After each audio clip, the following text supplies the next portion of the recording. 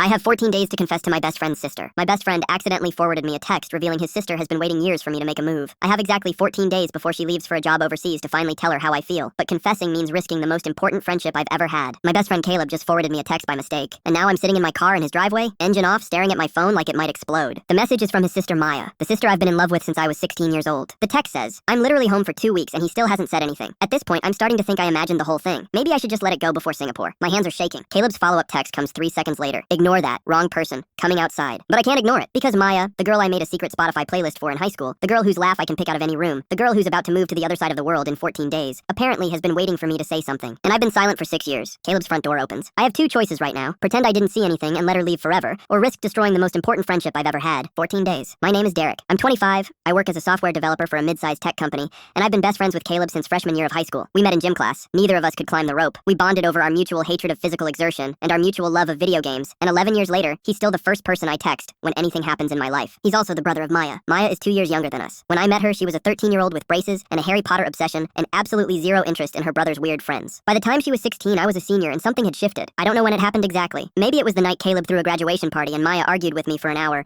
about whether Inception was overrated. She had this way of leaning forward when she was making a point, her whole face lighting up with intensity. And I remember thinking I'd never met anyone who cared so much about being right about something so trivial. Maybe it was the way she laughed when I said something dumb. Not at me, but with me. Like she genuinely found me funny. Maybe it was the fact that she was the only person who ever asked me genuine questions about what I wanted to do with my life. Not, "What are you majoring in?" questions, but real ones. Like what kind of person I wanted to become, whether I was happy. But by the time I left for college, I knew I was in trouble. The problem was simple. Caleb is my best friend. Maya is his little sister. There's a code, an unspoken rule. You don't cross that line. So I didn't. I went to college. I dated other people, nice people, smart people, people who weren't my best friend's sister. I watched Maya go to college, then grad school. I watched her become this incredible, driven, brilliant person from a safe distance. I liked her Instagram posts. I laughed at her jokes at Thanksgiving when I came home with Caleb. I helped her move into her dorm sophomore year and pretended my chest didn't hurt when she hugged me goodbye. I kept my mouth shut. And now she's home for 2 weeks before she moves to Singapore for a consulting job, and I'm sitting in Caleb's driveway staring at a text that changes everything. I'm literally home for 2 weeks and he still hasn't said anything. Caleb knocks on my car window. I jump so hard I nearly drop my phone. He's standing there with a beer in each hand, grinning like nothing's wrong, but I can see the tension in his jaw, the way his eyes flick to my phone and back. I roll down the window. "Dude," he says, "get out of the car, we're grilling." "Yeah," my voice sounds weird. "Yeah, coming." I step out. He hands me a beer. We walk toward the backyard, and I can feel the weight of everything unsaid pressing down on us. "So," he says too casually, You see that text?" I could lie. I could pretend my phone glitched. I could pretend I was looking at something else when it came through. I could save us both from this conversation and let everything stay exactly the way it's been for 6 years. But I'm tired of lying. "Yeah," I say. "I saw it." Caleb stops walking. For a second, neither of us speaks. The sounds of the backyard float toward us. Maya's laugh, Peyton's voice, music playing from a Bluetooth speaker. Someone's grilling burgers. The smoke drifts past us. "Derek," Caleb says slowly, "what did you think she was talking about?" My heart is pounding. "I don't know," I say. "What do you think she was talking about?" He stares at me. I stare back. 11 years of friendship. Thousands of hours playing video games. Studying for exams. Getting through breakups. Helping each other move apartments. Road trips. Late nights. The time I drove him to the hospital when he broke his arm snowboarding. The time he sat with me all night when my grandma died. He knows me better than almost anyone, but he doesn't know this. "She was talking about you," Caleb says. "Wasn't she?" I don't answer, which is an answer. Caleb exhales slowly. He runs a hand through his hair, the thing he does when he's processing something big. I've seen him do it before job interviews, before difficult conversations, before his mom's funeral. "How long?" he asks. "Senior year," I admit. "High school?" "Senior?" He actually laughs, this incredulous sound. "Dude, that was like 7 years ago." "6," I correct automatically.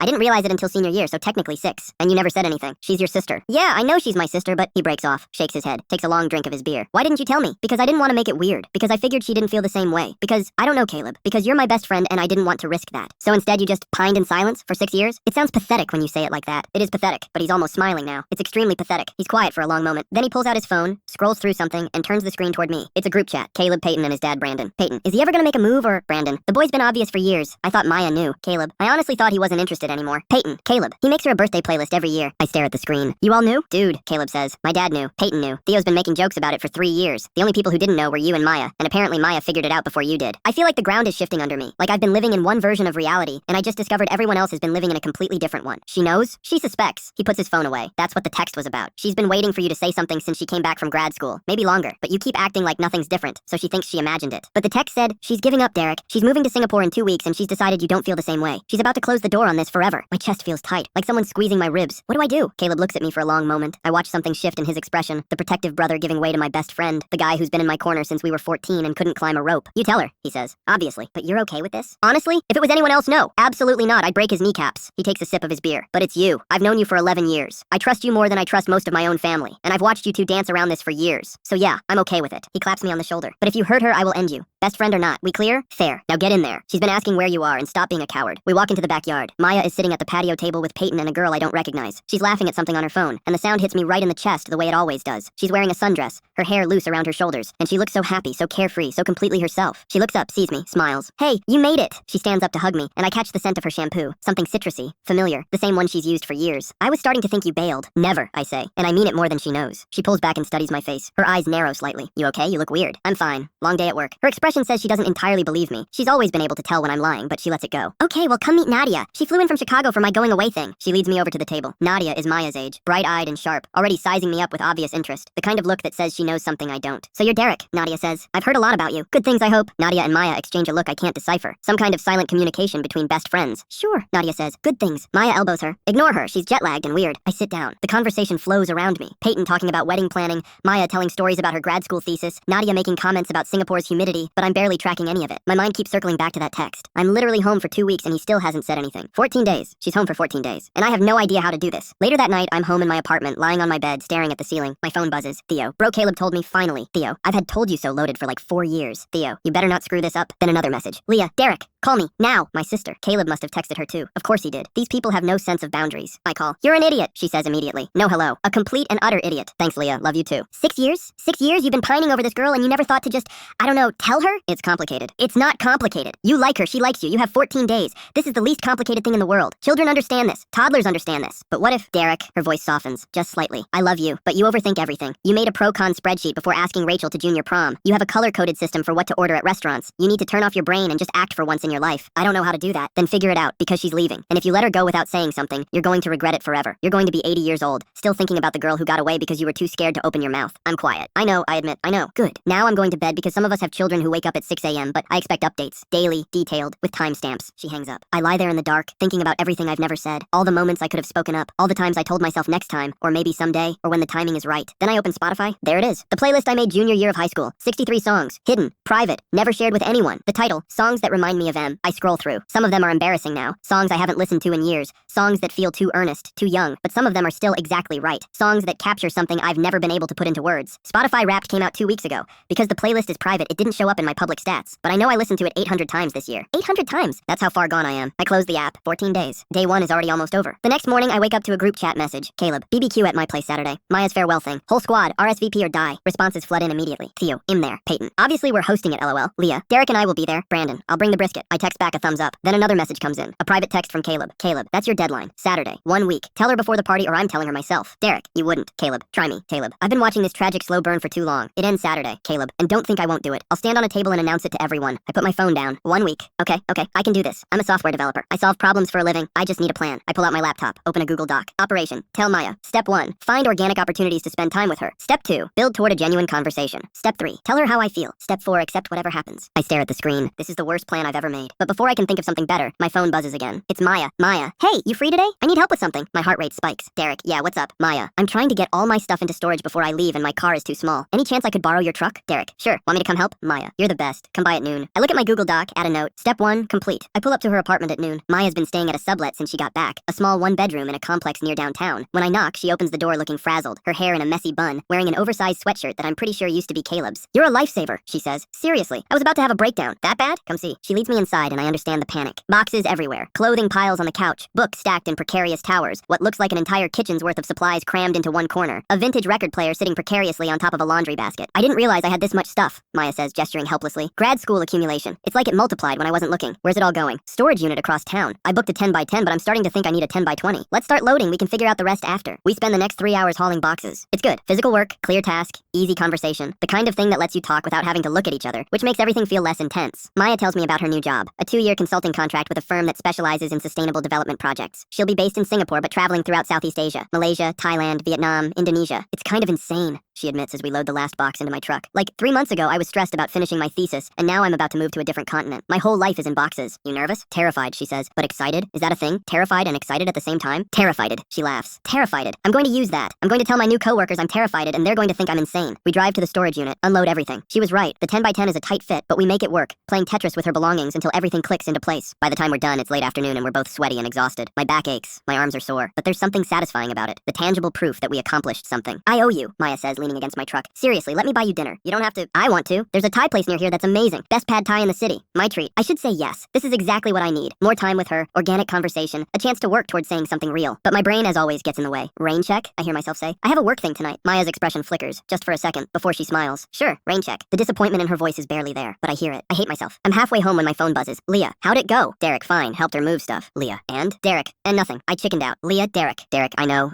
Leah, she asked you to dinner and you said no? Derek, how do you even know that? Leah, Peyton, group chat. Leah, you have 6 days. Derek, I know. I toss my phone on the passenger seat. My sister is right. I'm an idiot. But the problem is, every time I get close to saying something real, I imagine everything that could go wrong. Maya laughing awkwardly. Maya saying she doesn't feel the same way. Maya telling Caleb, and our whole friend group imploding. Thanksgiving becoming weird forever. Losing not just her, but everyone connected to her. I've spent 6 years protecting this friendship. This found family that means everything to me. The idea of blowing it up is terrifying, even if the alternative is watching her leave forever. The next few days blur together. I see Maya twice more. Once at a coffee shop with the group, once at dinner at Caleb's place. Both times, I'm hyper aware of everything she does. The way she tucks her hair behind her ear when she's concentrating. The way she makes fun of Theo's fantasy football obsession. The way she catches my eye across the table and smiles, like we're sharing a private joke. Each time I tell myself I'll say something. Each time I don't. By Wednesday, I'm starting to panic. Caleb, 4 days, bro. Caleb, you got a plan or what? I don't respond. That night, I'm sitting in my apartment, trying to work on a project deadline when I get a notification. Spotify. Maya added your song to her playlist, Late Night Drives. I stare at it. Maya follows me on Spotify. I follow her back. We've never talked about it directly, but occasionally I see her activity, what she's listening to, what playlist she's building. I open the app. The song she added is from my private playlist, the one I've never shared with anyone, the one called Songs That Remind Me of M. But wait, how? I check my settings. My heart stops. The playlist isn't private anymore. It's public. I must have accidentally switched it when I was looking at it the other night, and now Maya can see it. The title, the description, all 63 songs, everything. The description I wrote when I was 16. For M someday, I'll play these for you. I immediately make it private again, but the damage might already be done. My phone buzzes. Maya, hey, random question. What does M stand for? I stare at the screen. My fingers hover over the keyboard. Derek, what do you mean? Maya, your Spotify playlist. Songs that remind me of M. I stumbled across it when I was looking for that song you recommended. Just curious. I could lie. I could say it stands for something generic. A mood, a memory, a musician, my mom maybe. Something safe. But Leah's voice is in my head. Turn off your brain and just act. Derek, can we talk about it in person? Maya.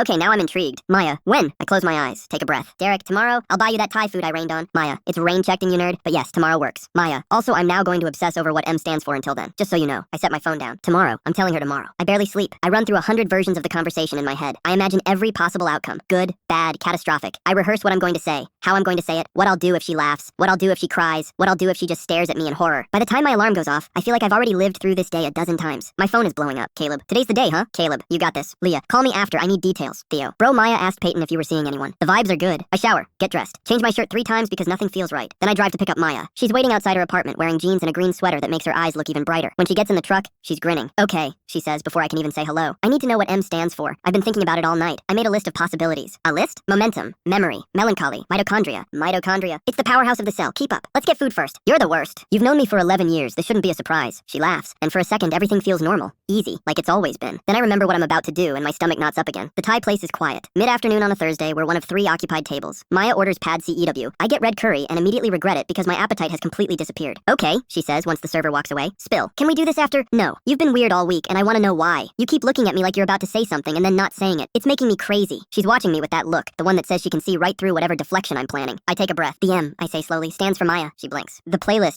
I made it for you. In high school, and I've been adding to it ever since. Maya is very still. Her face has gone completely blank. I don't understand, she says quietly. What do you mean you made it for me? I mean, I've been in love with you since I was 17 years old. The words hang in the air between us. Maya's expression shifts. Surprise, confusion, something I can't read. Her hands are frozen around her water glass. Derek, I know this is insane. I know the timing is terrible. I know you're leaving in 5 days and this is probably the worst possible moment to say any of this. But Caleb accidentally forwarded me a text, and I saw what you wrote about waiting for me to say something, and I realized I've wasted 6 years being too scared to tell you how I felt. Her eyes go wide. Caleb forwarded you. Which text? The one where you said you were starting to think you imagined the whole thing, about letting it go before Singapore. Maya's face goes red. Her hands come up to cover her mouth. Oh my god. Maya, I'm going to kill him. I'm literally going to murder my brother. I'm going to put his body through a wood chipper. He didn't mean to. It was an accident, but wait, does that mean it was about me? You were talking about me? She covers her face with her hands. Yes, she mumbles through her fingers. Obviously yes. Who else would it be about? My heart is pounding so hard I can feel it in my temples. How long? I ask. She drops her hands, looks at me. Remember when you drove me to prom, junior year? Caleb was supposed to take me, but he got food poisoning, and you showed up in that ridiculous suit. It was a normal suit. It had pinstripes, Derek. It was not normal. It looked like you were going to a 1920s gangster convention. She smiles a little. But you showed up, and you were so awkward, and you made me laugh the whole way there. You told me this terrible joke about a penguin in a bar, and I laughed so hard I almost ruined my makeup. And I remember thinking, this is the kind of person I want to be with. Someone who makes me laugh when I'm stressed. That was 8 years ago. Yeah, 8 years. She shrugs. I never said anything because you were Caleb's best friend. And then I left for college. And then every time I came home, I'd look for signs that you felt the same way, but you never said anything, so I figured I was scared scared. Of what? Of losing you. Both of you. You and Caleb. I swallow. He's my best friend. You're you. If I said something and it went badly, I could lose everything. The whole family I'd built. Maya reaches across the table, takes my hand. You wouldn't have lost me, she says softly. Ever. Derek, I've been waiting for you to say something for years. And then she leans in and I lean in and my phone buzzes. Then buzzes again. And again. I pull back, frustrated. Glance at the screen. It's a group chat. Caleb, Peyton, Theo, Nadia. Nadia. Has anyone talked to Maya about the Singapore thing? Peyton. What about it? Nadia. She got an email this morning. There might be a problem with her visa. Caleb. Wait, what? Nadia. IDK all the details, but she seemed really upset when I talked to her earlier. Maya's phone is buzzing too. She looks at it. Her expression shifts. The warmth draining away, replaced by something tighter. Worried. Sorry, she says. I need to deal with this. What's wrong? Visa issue. It's probably nothing, but she pulls up an email on her phone, scans it, goes pale. Maya? They're saying my background check flagged something. She shakes her head. That doesn't make sense. I don't even have a parking ticket. What did it flag? I don't know. They don't say. They just say there's a discrepancy in my submitted documentation, and my visa approval is on hold pending review. She looks up at me and I can see the fear in her eyes. Derek, if this falls through, this job is everything. I turned down 2 other offers for this. I signed a lease in Singapore. I gave notice at my current apartment. My whole life is packed into boxes in a storage unit. Hey! I squeeze her hand. We'll figure it out. Can you call them? It's the middle of the night there. Then first thing tomorrow. And in the meantime, let's look at the email together. Maybe there's something we can clarify right now. She nods, takes a breath. Okay, yeah. She turns her phone toward me. The email is formal, impersonal, corporate bureaucracy at its finest. It says her work visa application has been flagged due to inconsistencies in employment documentation, and that she needs to provide additional verification of her graduate assistantship within 72 hours or her application will be denied. My assistantship? Maya frowns. I documented everything. I sent them my contract, my pay stubs, my supervisor's contact info. Can you pull up what you submitted? She opens her email, searches for the original application, scrolls through the attachments, then stops. Oh no. What? She turns the screen toward me. The file is labeled Employment Verification, Dr. Kira Walsh. But when she opens it, it's blank. Just a white page. 0 bytes. The attachment didn't upload, she says. The file is corrupted. They've been reviewing my application for 2 weeks without the most important document. Can you resend it? Yes, but I don't know if I still have the original. She's scrolling frantically through her files. This was on my old laptop, the one that crashed after graduation. I backed everything up, but check your cloud storage. Google Drive, Dropbox, whatever you use. She's already searching. I watch the tension in her shoulders, the way her fingers move across the screen, the slight tremor in her hands. Found it, she breathes. I found it, the original document. It's in my Google Drive backup. Send it now. Email them back, explain what happened, attach the correct file. She nods, typing rapidly. I watch her face as she works. The determination, the focus, the way her jaw sets when she's solving a problem. This is the Maya I've always known. The one who doesn't panic, who finds a way forward. She hits send. Then she looks up at me. Thank you, she says. I was about to spiral. That's what I'm here for. She smiles. It's shaky, but it's real. So, she says, where were we? We don't kiss that night. The visa situation hangs over everything. Maya keeps checking her email every few minutes, jumping every time her phone buzzes. By the time I drop her off at her apartment, she's exhausted. I'm sorry, she says. This wasn't how I wanted tonight to go. Don't apologize. You have bigger things to worry about. But what you said earlier is still true. Will still be true tomorrow. And the day after that. I reach out, brush a strand of hair from her face. Get some sleep. Let me know when you hear back. She nods, then leans over and kisses me on the cheek. Thank you, she says, for everything. And then she's gone. I'm almost home when my phone buzzes. It's a text from an unknown number. Unknown. Hey, Derek. This is Nadia. Maya gave me your number. Can you call me? There's something you should know. I pull over. Call the number. Nadia picks up on the second ring. Hey, thanks for calling. What's going on? It's about Maya's visa thing. She pauses. I don't think it's a coincidence. What do you mean? The corrupted file. The timing. Another pause. Maya had a roommate during her first year of grad school. A girl named Sierra. They had a falling out. Okay. Sierra was kind of obsessive. She got jealous when Maya started doing well in the program. When Maya got the fellowship Sierra wanted, they stopped being friends, and Sierra made some threats. Said she'd make sure Maya didn't get her dream job. Said Maya didn't deserve it. I feel cold. You think Sierra did something to her application? I don't know. But Maya's laptop crash? The one that wiped her files? It happened right after Sierra had access to the apartment. Maya let her in to grab some things she'd left behind. Does Maya know? She suspects, but she doesn't have proof, and she didn't want to sound paranoid. I'm quiet, processing. Why are you telling me this? Because Maya trusts you, and because if there's a way to prove what Sierra did, Maya might need help finding it. She's too proud to ask for help, too worried about looking dramatic. But I think she needs someone in her corner who isn't afraid to dig. I think about everything Maya's dealing with. The visa, the move, the falling out she never mentioned, all while trying to process what I told her tonight. I'm in her corner, I say. I've been in her corner since we were kids. I figured. I can hear Nadia smile. She talks about you know, all the time. More than she realizes. I don't know what to say to that. Just help her, Nadia says. Whatever she needs. Don't let her lose this because some jealous person decided to sabotage her. I will. The next morning, I wake up to a text from Maya. Maya. Still no response from the visa office. Trying not to freak out. Maya. Also, I found something weird. She sends a screenshot. It's an email from her grad school portal, dated 3 months ago. The subject line. Employment verification request. The email is from someone named Sierra Nguyen. It says, Hi, I'm following up on behalf of Maya Chen regarding her employment verification. Please send all documentation to my email address, Sierra's email, as Maya is having technical difficulties with her account. Thank you. I stare at the screen. Derek, is this real? Maya. I never sent this. I never asked anyone to follow up on my behalf. Maya. Derek, someone pretended to be me and redirected my verification documents. I call her immediately. Are you okay? No, not really. Her voice is tight. I just spent an hour on the phone with the grad school admin office. They confirmed it. Someone using my name requested a document redirect 3 months ago. They sent my employment verification to a dead email address instead of to me. Sierra. It has to be. Maya exhales shakily. She had access to my school portal password. We were still roommates when I set it up, and I never changed it. I was so stupid. Can you prove it was her? The admin said they'd do an investigation. They can track the IP address of the login, but that takes time, and I have 48 hours to get my visa sorted or the job offer is gone. I think fast. This is a problem, a technical problem, and I'm good at those. Okay, what do you need right now? I need to call the Singapore firm, explain what happened, see if they can extend the deadline. Do that. I'm going to do some digging on my end. Derek, you don't have to. Maya, let me help. This is literally what I do for a living. Let me help. She's quiet for a second. Okay, she says softly. Thank you. I spend the next 2 hours researching. I'm a developer. I know how digital footprints work, and I know how to find information when someone doesn't want it found. I start with Sierra's social media. Her Instagram is private, but her Twitter isn't. I scroll through her posts. Most of them are innocuous, complaints about work, pictures of coffee, the usual. Then I find it. A tweet from 3 months ago. Some people think they're so special. Can't wait until reality catches up to them. 3 months ago, right around when the fake email was sent. I screenshot it. Then I search for Sierra's LinkedIn. She's a marketing coordinator at a small firm in Atlanta. Her profile lists her grad school, her graduation date, her skills. Nothing useful directly? I try a different approach. Maya mentioned that her laptop crash happened after Sierra had access to the apartment. If Sierra was physically present, she might have left other traces, digital ones. I text Maya. Derek, do you still have logs from your old laptop? Backup records, anything? Maya, maybe. I backed up to Google Drive before it crashed. Why? Derek, can you check if there were any login attempts from a different device around the time of the crash? 10 minutes later, Maya sends me a screenshot. It's her Google account security log. There are 2 devices listed. One is Maya's laptop. The other is an unknown device, logged in from an IP address in their college town, 2 days before the crash. She logged into my account, Maya says when I call her. She was in my files. She could have done anything. Can you download the full activity log? Everything that device accessed? I think so. Give me a minute. I wait. Pace my apartment. Check my email. Check Maya's Spotify activity because apparently I'm still that pathetic. The full log comes through a few minutes later. It's detailed. Every file opened, every edit made, every download. And there, near the bottom of the list, is exactly what I was looking for. File deleted. Employment verification, Dr. Kira Walsh, PDF. Deleted. Not corrupted. Deleted. By someone using a device that wasn't Maya's. Maya, I say, I think we just found your proof. The next few hours are a blur of activity. Maya compiles everything. The fake email, the login logs, the file deletion record, Sierra's cryptic tweet. She sends it to the grad school admin office with a formal complaint. She emails the Singapore firm with an explanation and all the evidence. And then we wait. I'm at her apartment. Caleb is there too, along with Peyton and Nadia. We're all sitting in her tiny living room pretending to watch TV while Maya refreshes her email every 30 seconds. This is torture, Theo says, walking in with a bag of snacks. How long does it take to review evidence? They're dealing with time zones, Nadia says, and bureaucracy. It's probably a lot of red tape. Maya's phone buzzes. Everyone freezes. She looks at the screen. Then her face breaks into a smile. A real smile. The kind that reaches her eyes. They extended the deadline, she says. The Singapore firm. They gave me another 2 weeks while the investigation is completed. They said they take sabotage allegations very seriously. The room erupts. Caleb hugs her. Peyton cheers. Nadia does a little victory dance. Theo throws chips in the air like confetti and immediately regrets it. I catch Maya's eye across the room. She mouths, thank you. I mouth back always. Later that night, after everyone has gone home, Maya and I sit on her couch. The TV is off. The apartment is quiet. Outside, the city hums with distant traffic. I can't believe you figured that out, she says. The login logs. The file deletion. I never would have thought to look for that. I'm a nerd, it's what I do. She laughs, then goes quiet. Derek, why did you do all this? What do you mean? We weren't even,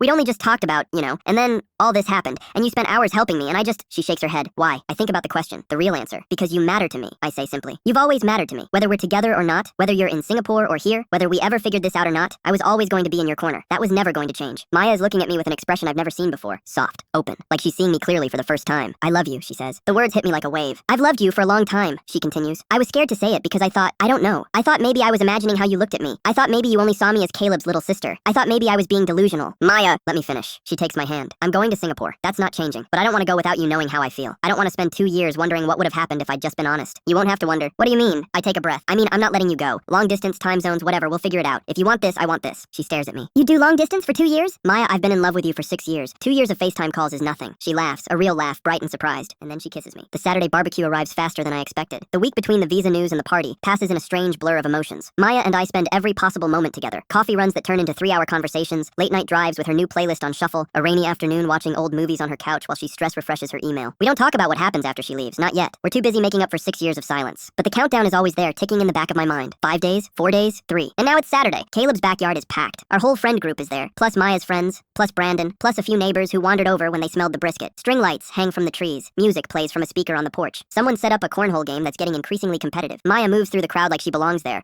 hugging friends, laughing at jokes, accepting well wishes for her new adventure. But every few minutes her eyes find mine across the yard. I'm standing by the grill with Caleb when Brandon walks over. So, he says, handing me a beer, I hear you finally stopped being oblivious. Word travels fast. In this family? Always. He claps me on the shoulder. You're a good kid, Derek. Been part of this family for 11 years already. Makes sense to make it official. Official? Brandon just winks and walks away. Caleb snorts. Dude, my dad basically just gave you permission to marry my sister. We've been dating for 3 days. Yeah, but he's been waiting for this since you were 17. Pretty sure he's already planning the wedding. Probably has a Pinterest board. I shake my head, but I'm smiling. Later, Nadia pulls me aside. Update on the Sierra thing, she says quietly. The school finished their investigation. They confirmed it was her login. She's been reported to the University Ethics Board, and the Singapore firm has been notified. They're considering legal action. What happens to her? I don't know exactly, but Maya's visa got approved this morning. Official confirmation. She's good to go. I exhale. That's amazing. Yeah, she wanted to tell you herself, but I couldn't wait. Nadia grins. You two are good together, you know that? I've never seen her this happy. I've never been this happy. Gross, but she's smiling. Take care of her, okay? Even when she's on the other side of the world, especially then. I will. The party winds down around 10. I find myself standing at the edge of the yard, watching the fireflies blink in the darkness beyond the fence. The night air is warm, carrying the lingering smell of of charcoal and Brandon's famous brisket. Somewhere inside, I can hear Theo arguing with Caleb about whose turn it is to pick the playlist. Normal sounds, familiar sounds. But nothing about tonight feels normal, because in 5 days, the girl I've loved since I was 17 is getting on a plane. And for the first time, she knows how I feel. For the first time, we're actually trying. It's terrifying and wonderful and strange all at once. Maya finds me there a few minutes later, 2 cups of lemonade in her hands. Hiding from the party? She asks, handing me one. Just thinking? Dangerous pastime for you. I laugh. She always knows how to cut through my overthinking. People drift away. Hugs exchanged, promises to text, plans for video calls. Eventually, it's just the core group left. Me, Maya, Caleb, Peyton, Theo. We're sitting on the porch steps looking at the stars. I can't believe you're actually leaving, Theo says. Who's going to roast me about fantasy football now? I'll schedule monthly FaceTime roasts, Maya says. You won't miss a thing. I'll make a calendar event. Promise? Promise. Peyton yawns. Okay, I'm exhausted. Babe, we should head to bed. Caleb stands, looks at me and Maya. You two good? Yeah, I say. We're good. He hesitates, then pulls me into a hug. Thank you, he says quietly. For being honest, for making her happy, for not being as stupid as I thought you were. Thanks for not murdering me when you found out. He laughs. I considered it briefly, very briefly. Then he heads inside with Peyton. Theo follows, making exaggerated, I'm giving you privacy gestures. And then it's just Maya and me. We sit in silence for a while. The night is cool, quiet. Somewhere down the street, a dog barks. The string lights sway in the breeze. I leave in 5 days, Maya says finally. I know. Long distance is going to be hard. I know. She leans her head on my shoulder. What if we don't make it? I think about the question, the honest answer. Then at least we'll know we tried, I say. At least we won't spend the rest of our lives wondering. That's more than we had a week ago. That's very mature of you. I've had 6 years to think about it. She laughs softly. Then she pulls out her phone, opens Spotify. I want to hear it, she says. The playlist, start to finish. All 63 songs? We have 5 more days. That's plenty of time. She presses play. The first song starts. Something soft, acoustic, something I found when I was 17 and thought of her immediately. We sit there, listening, her head on my shoulder, my arm around her. The music plays. The stars shine, and for the first time in 6 years, I'm not scared anymore. The airport is chaos. Families reuniting, business travelers rushing past, a toddler crying somewhere near the check-in counters, announcements echoing through the terminal about gate changes and final boarding calls. Maya's flight leaves in 2 hours. Her luggage is checked. Her boarding pass is on her phone. Everything is ready. Except me, I'm not ready. I've been dreading this moment all week. Even as we spent every possible minute together, even as we talked about video call schedules and visit plans and how Singapore is only a 16-hour flight, this moment has been hovering over everything. The goodbye. We stand near the security line, surrounded by strangers rushing past. Her family is here. Caleb, Brandon, Peyton. They've already said their goodbyes, given us space. So, Maya says, this is it. This is it. She's smiling, but her eyes are wet. I'm going to miss you, she says. So much. I'm going to miss you too. I pull her into a hug. Hold her tight. But we've got this. FaceTime, texts, the playlist. We'll make it work. The playlist better be updated by the time I land. Already added 5 new songs. She pulls back, laughs. You're such a nerd. You're nerd. Yeah. She reaches up, touches my face. My nerd. And then she kisses me. Right there in the middle of the airport, surrounded by strangers, with her brother watching from 20 feet away. I don't care. When we break apart, she's smiling. I'll text you when I land. You better. She picks up her bag, turns towards security. Then she stops. Looks back. Hey, Derek? Yeah? Thank you for finally saying something. And then she's gone. Through security, into the crowd, toward the life she's been working toward. I watch until I can't see her anymore. My phone buzzes. Maya, look at your Spotify. I open the app. There's a new shared playlist. One I've never seen before. The title, Songs That Remind Me of D. Description, for Derek. Now you have one too. I scroll through. 63 songs. Different from mine, but somehow perfectly parallel. The first one she added is dated 8 years ago,